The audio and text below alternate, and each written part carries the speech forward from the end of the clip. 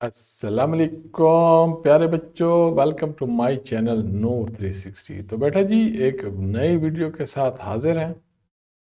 और इस बार एम ये बेटा के 9 10 फर्स्ट ईयर सेकंड ईयर मतलब चारों स्टूडेंट को इतना पढ़ा देंगे ग्रामर कि उनका ऑब्जेक्टिव जो एमसीक्यूज पोर्शन होता है या इसके अलावा जो सेक्शन सी की कुछ ग्रामर होती है वो उनकी क्लियर हो जाएगी।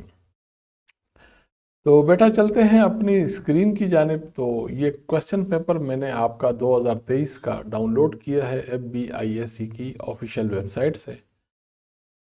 तो चूंकि ये हमारी पहली वीडियो है, इसमें हम लोग ये चेक करेंगे, एक और व्यू देखेंगे इस पेपर का, साथ में इसका सोल्यूशन भी चेक करेंगे। इससे आपको फ़ायदा भी होगा और नोट करेंगे कि जो जो ग्रामर आपको रिक्वायर है आपके MCQs पोर्शन को करने के लिए या सेक्शन सी के लिए, वो आपको नोट करके करा दी जाए। तो बेटा जी अगर क्वेश्चन 1 को देखें तो which one of the following sentences possesses an adverb, के किस सेंटेंसेस में एडवर्ब है। तो बेटा अगर देखा जाए तो ये 4 सेंटेंस दिए हुए हैं आपको और इन 4 सेंटेंस में किसी एक में एडवर्ब होगा। तो मैं ये मान के चल रहा हूँ कि आपको बेसिकली जो पार्ट ऑफ स्पीच है जैसे कि noun, pronoun, adjective, adverb, preposition, conjunction, interjunction, article, इनका कुछ ना कुछ पता है। तो वैसे आपको थोड़ा सा बता भी दूं तो बेसिकली तो ये वर्ड होते हैं या वर्ड का मजमूआ भी हो सकते हैं जो इनके काम की बुनियाद पर इनको कैटेगराइज किया जाता है, मतलब कोई नाम दिया जाता है। तो जैसे कि नाउन क्या होते हैं जी, ये नेमिंग वर्ड होते हैं। और अगर वर्ब को देखा जाए वो क्या होता है, वो एक्शन वर्ड होता है। इसी तरह अगर एडजेक्टिव को देखो तो वो क्या होता है, वो किसी नाउन या बाज़-औक़ात प्रोनाउन को क्वालिफाई करता है, मतलब उसके बारे में कुछ बताता है। इसी तरह अगर एडवर्ब को देखा जाए तो बेटा इसका काम थोड़ा सा वसी है इंग्लिश में, इंग्लिश लैंग्वेज में, और इन्हीं पार्ट ऑफ स्पीच से फिर सेंटेंस बनते हैं। तो इसका काम क्या है, ये एडजेक्टिव को, दूसरे वर्ब को या एक और एडवर्ब को भी मॉडिफाई करता है। तो इसको हम एडवर्ब कहेंगे। तो मैंने क्या बताया कि एडवर्ब वर्ब को, एडजेक्टिव को या एक और एडवर्ब को मॉडिफाई करता है, डिस्क्राइब करता है, क्वालिफाई करता है, उसके बारे में कुछ बताता है। अच्छा बेटा एडवर्ब के बारे में मैं आपको एक और बात भी बता दूं कि ये 4 सवालात का जवाब देता है, व्हेन, व्हाई, वेयर, हाउ। सही है, व्हेन, व्हाई, वेयर, हाउ और टू व्हाट एक्सटेंड, ये इनका जवाब देगा। कब, कहाँ, क्यों, कैसे, 4 ये हो गए। और किस दर्जे तक, ये आपको एडवर्ब जवाब देगा। मतलब अगर इस सवाल को देखा जाए, the horse runs briskly, briskly मतलब फास्ट रनिंग को कहते हैं। द हॉर्स तो इसका सब्जेक्ट हुआ। आपको पता है सब्जेक्ट या तो नाउन होता है या प्रोनाउन होता है। यहाँ अगर देखा जाए तो हॉर्स आपका कॉमन नाउन है और दी इसका मॉडिफायर है। द हॉर्स रैन ब्रिस्कली, अब घोड़ा भागा, लेकिन how the horse ran, the horse ran how, how the horse ran. तो देखो ब्रिस्कली, सही है, द हॉर्स रैन ब्रिस्कली। तो ये हाउ का जवाब दे रहा है। और मैं आपको बता दूं आगे इस तरह के सवालात आएंगे कि ब्रिस्कली, वो आपसे पूछेगा कि ये एडवर्ब कौन सा टाइप का है। तो ये आपको बता दूं, जो हाउ का जवाब देता है वो एडवर्ब ऑफ मैनर होता है। तो ब्रिस्कली क्या है जी, एडवर्ब ऑफ मैनर है। हमें इधर ही अपना एडवर्ब मिल गया। अगर बाकी ऑप्शन को देखा जाए तो लाइन एट मीट, सही है, तो लाइन ने गोश्त खाया, तो द लाइन सब्जेक्ट हुआ, एट वर्ब हुआ, ईट एट ईटन, और मीट इसका ऑब्जेक्ट है। तो मैंने आपको पहले बताया मीट अब नाउन है, सही है।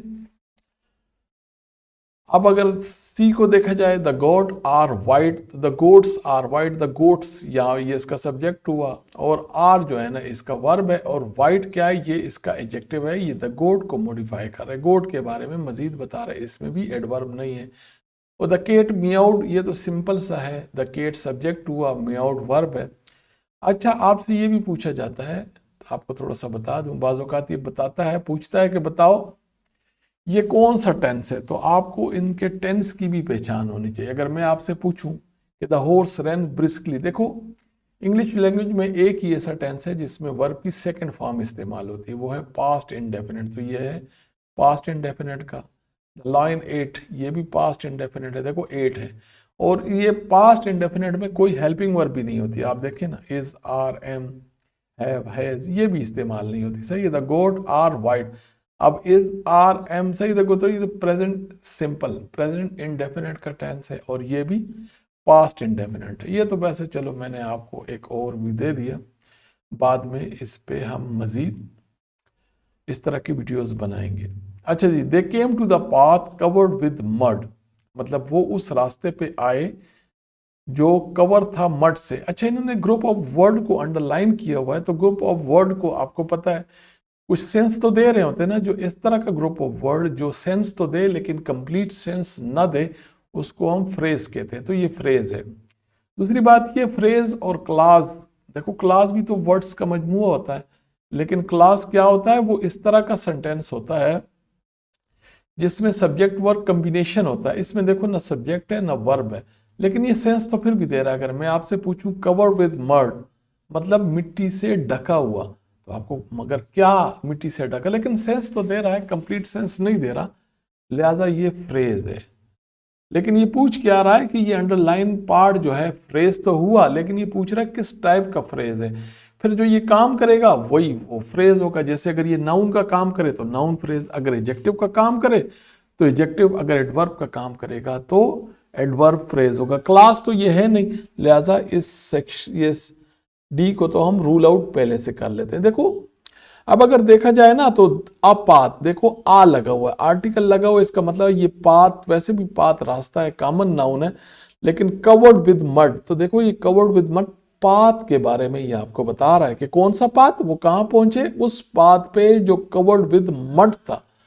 तो जो कि पाथ एक नाउन है और कवर्ड विद मड ये एडजेक्टिव का काम कर रहा है, तो ये हमारे पास एडजेक्टिव फ्रेज हुआ। तो ये इसका जी सेक्शन ए, इसका भी ए पार्ट इसका जवाब है।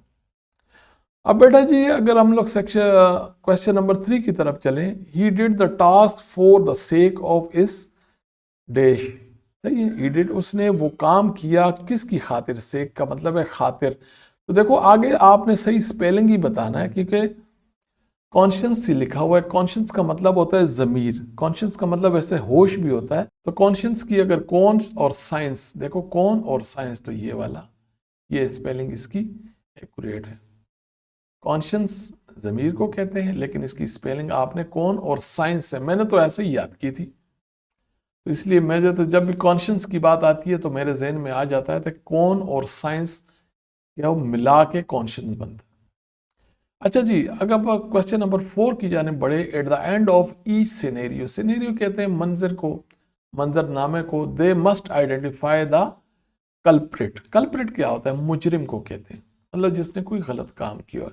बोलता है हर सिनेरियो, हर मौके पे जो उसका आखिर होगा, एंड पे, हर मौके के एंड पे, मंजर के एंड पे हमें लाजमी पहचानना है किसको, मुजरिम को। तो अब देखें, देखो इनोसेंट तो मासूम होता है, ऑफेंडर भी वही वाला होता है जिसने कोई ऑफेंस किया, तो ये हमारा जवाब है। ऑनेस्ट भी ईमानदार है, और हीरो तो हीरो होता है, तो यहाँ हमारा सही क्वेश्चन, इसका आंसर बी पार्ट है। सही है जी।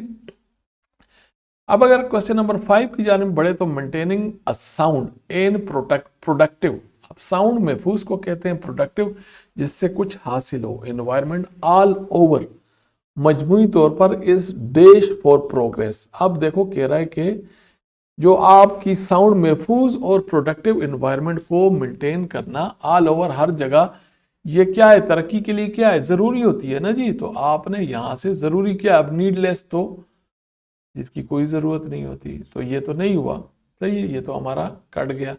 अब देखो नेसेसरी का मतलब यही होता है कि जरूरी है। सही, नेसेसरी का क्या मतलब है जी, जरूरी, तो ये हमारा जवाब है, तो इसका भी बी है। अननेसेसरी भी गैर जरूरी हुआ, और वेस्टेज भी ज़या होता है, सही, किसी चीज़ का ज़ाया करना, तो ये भी नहीं हुआ, तो हमारा ये इसका आंसर पार्ट बी। अब अगर क्वेश्चन नंबर 6 की जाने बढ़ते हैं जी, I would ask my parent for a loan if I could not dash it on my own. मैं अपने वालिदैन से एक लोन का कहूंगा, मांगूंगा, अगर मैं खुद क्या ना कर सका, अगर खुद मैनेज नहीं कर सका, अफोर्ड ना, कोई चीज मैं लेना चाह रहा हूं और मैं उसको अफोर्ड नहीं कर सकता, तो फिर मैं अपने वालिदैन से लोन, तो देखो अफोर्ड यहां पर हमारे पास पहले से है, स्पेंड का तो कोई सेंस नहीं बन रहा, एक्सपेंड इसका भी नहीं बन रहा, और कैलकुलेशन करना, ये तो ऐसा तो नहीं हो सकता ना कि मैं खुद कैलकुलेट अगर ना कर सका तो। भाई अगर मैं खुद अफोर्ड ना कर सका तो मैं अपने वालिदैन से लोन ले लूंगा। इसका पार्ट ए इसका आंसर है। अब अगर क्वेश्चन नंबर 7 की तरफ बढ़ते हैं, I would have been glad if he dash me in hospital. तो देखो ये क्या है जी, अब ये तो कंडीशनल सेंटेंस आ गए, सही, और कंडीशनल में भी थर्ड कंडीशनल है। तो कंडीशन चूंकि आपने नहीं पढ़े हैं तो थोड़ा सा मसला होगा। कंडीशनल के दो पार्ट होते हैं, दो क्लास पे मुश्तमिल होता है और दोनों फिक्स होते हैं। अगर एक कंडीशनल एक पहले से हमें पता होता है कि अगर ये इस टेंस में है तो दूसरा कंडीशनल केस का आंसर ये सेकंड पार्ट है। अच्छा, ये जो मैं आपको पढ़ा रहा हूं ना बेटा, ये सिर्फ इसका एक ओवरव्यू है। यहां से मैं नोट कर रहा हूं कि मैंने आपको क्या क्या चीजें पढ़ानी है ताकि आगे चल के आपको जो एग्जाम में आपको मसला ना है, इससे आप नहीं क्लियर कर पाएंगे। ये तो मैं आपको सिर्फ उनके जवाबात बता रहा हूँ, सिर्फ एक गो थ्रू कर रहे हैं ताकि आपको थोड़ा बहुत पता चल सके। सही है बेटा, चलो चलते हैं स्क्रीन की जानिब। He owed his success to his father.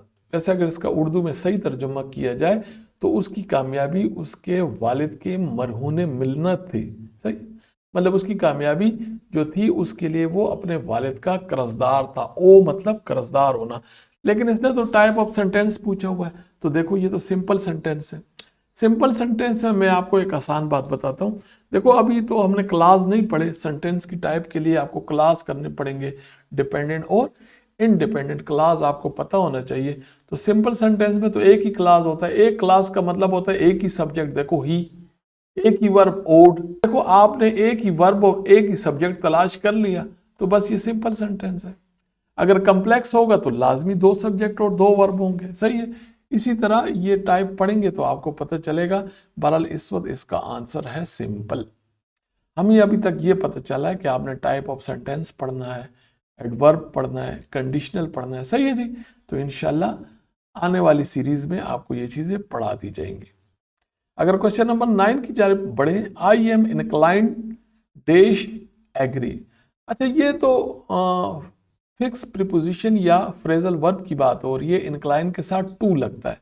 मैं आपको कुछ लिस्ट दे दूंगा फ्रेजल वर्ब की, वो आप याद कर लेना, तो ये मसले भी आपके यहाँ से हल हो जाएंगे। तो एक और काम आ गया जी, आपको मैंने फिक्स प्रीपोजिशन या फ्रेजल वर्ब की लिस्ट मुहैया करनी है, वो आपने याद करनी है। अच्छा जी, the lily is dash sweet flower. सही है, अब आर्टिकल आ गया जी, थोड़ा सा और भी आपको आर्टिकल का भी दे देंगे। देखो स्वीट क्या है जी, आपको कॉन्सोनेंट और वावल साउंड का पता है। स्वीट क्या है जी, हर कॉमन नाउन से पहले ना जी आर्टिकल ए या एन लगता है। सही है, तो अभी यहां से देखो स्वीट अगर जनरल बात की जाए तब इन जनरल जब बात की जाती है तो कॉमन नाउन से पहले ए या एन लगता है। सही है, तो द लिली इज आ आएगा। सही, इज आ स्वीट, क्योंकि आप पता है स्वी देखो एस की साउंड निकाल रहा है ना, तो फिर यहां पर ए लगेगा, तो इसका आंसर हो गया बी।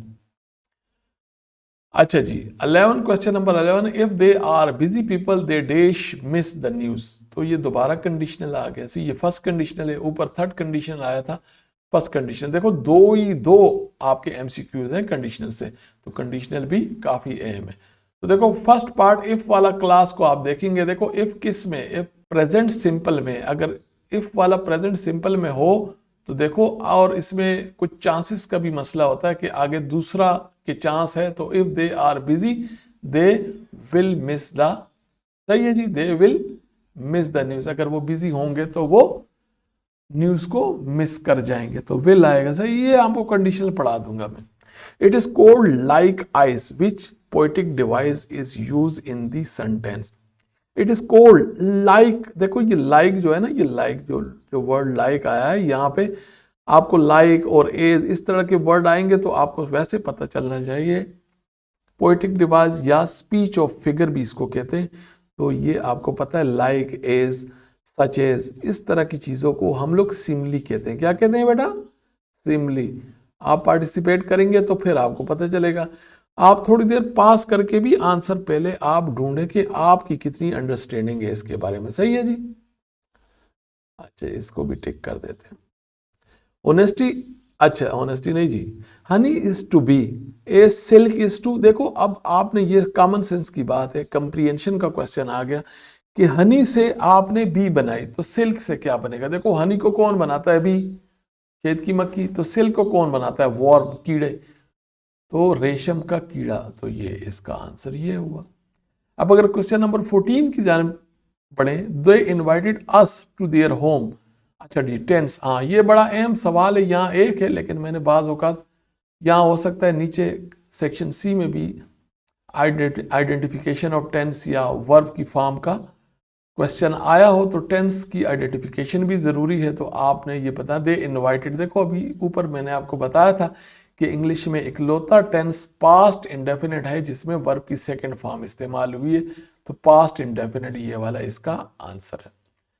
तो ये एक और हमारा पॉइंट आ गया कि मैंने आपको सिर्फ, और कुछ नहीं, सिर्फ आपको सारे टेंसों की पहचान करानी है कि आप कोई भी सेंटेंस दे के बता सके कि ये टेंस कौन सा है। सही है, तो देखो हेल्पिंग वर्ब कोई नहीं, वर्ब की सेकंड फॉर्म, तो past indefinite. Question number 15, a dish of kettle. देखो अब ये देखो, अब देखो ये क्या है जी, ये देखो केटल क्या होते हैं, मवेशी, मवेशी।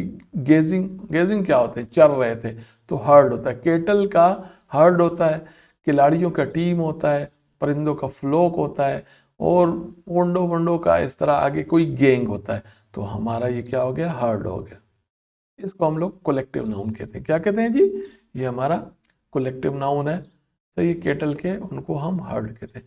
तो बेटा जी आज की वीडियो के लिए इतना ही बहुत है। तो नेक्स्ट वीडियो इंशाल्लाह हम लोग एडवर्ब पे आपको वीडियो करा देंगे। तो बेटा जी ये तो थी हमारी वीडियो। अगर आपको हमारी वीडियो पसंद आई तो हमारी वीडियो को लाइक कीजिए, अपने दोस्तों में ज़्यादा से ज़्यादा शेयर कीजिए ताकि ये नॉलेज औरों तक भी पहुँचे। कोशिश यही रहेगी कि इस रमज़ान में आपको सारी ग्रामर करा दी जाए। तो नेक्स्ट वीडियो के तक के लिए अल्लाह हाफिज़।